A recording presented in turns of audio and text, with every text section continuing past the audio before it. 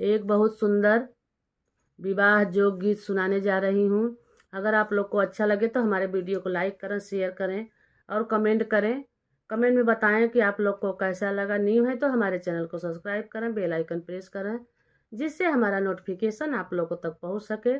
और ज़्यादा से ज़्यादा हमारे वीडियो को शेयर करें और अपना प्यार दुलार ऐसे ही बनाए रखें। तो चलिए मैं सुनाती हूँ एक जोग गीत।